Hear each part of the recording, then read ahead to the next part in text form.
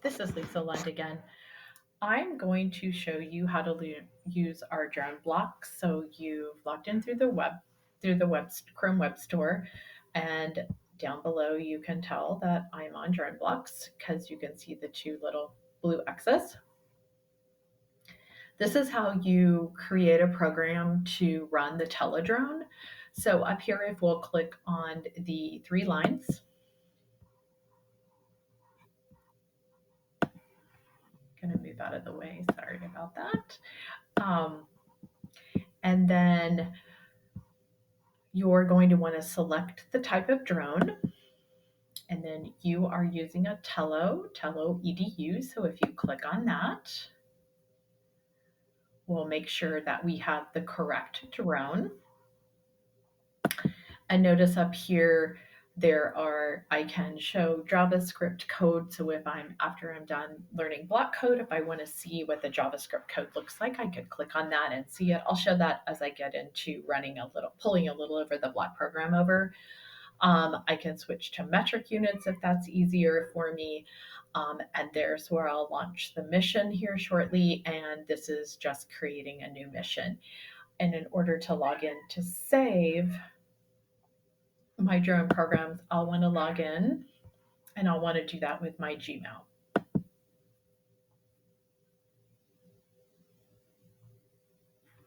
So it should automatically probably pull yours up. Just here, it's asking me to type it in, but you should probably have a list where you already have it accessed. But mine's just wanting to verify for some reason today. So we're going to go ahead and verify it.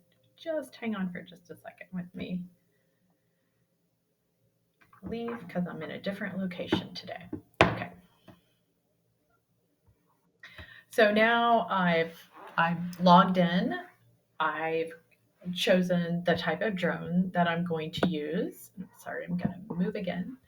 And then just like you've done some of the Tello app, possibly where you've just flown the drone and you haven't done anything like this, we're going to definitely click on the takeoff button first. And we always have to start with takeoff, kind of like we talked about when if you've been using the MBlock program for the MBOT as well.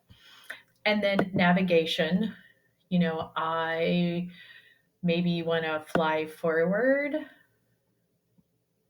but I'm thinking I took off. I wonder if I need to go up before I do that or how I want to do that. So I could say, whoops, I probably want to fly up. So I'll pull fly up, and I'm going to say 20 inches is fine. Again, here I could click to change how far I need to go up. And then I'm going to fly forward 20 inches. That seems reasonable. And then, you know what? I think that really, I've flown up, I've flown forward 20. I'm thinking, I wonder if I want to make a square around my landing pad. So I could do something like that. So I could think about what I want, how I would want to do that. And so when I choose yaw, that means I'm actually turning the drone at a 90-degree angle. So I'm going to pull this apart a little bit, take the flight board out of there. I'm going to go 4 times. I'm going to turn 90 degrees, and then I'm going to fly forward 20 inches. Then I'm going to turn again, fly forward 20, turn again. So I think I'm going to create a square if I do that 4 times. And then that's where I come into the loops. I could add some logic in there and and statements. I could do some math if I wanted to in there. There's variables that I can create, functions. If I do this, then that, just very similar. But I'm just going to then land. So I always want to start with my takeoff, and I always want to land. end with a landing function. So I'm just going to fly up 20 inches. I'm going to turn right. I'm going to fly 20, turn right, fly 20. So I would try this with my drone, and I would see if this is going to work. So then I can always go in there to launch my mission to do that. And that way, then I could see if this worked or if I needed to try it again. But this is just the general use of the coding program. So you kind of understand what the options are to the left and then how the coding program works.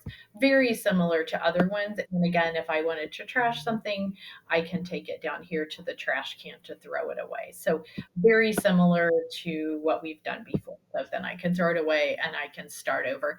But again, important that the kids are learning to make sure that the drone is always taking off, and we want the drone to land, or it will obviously be flying in the air at the last point forever.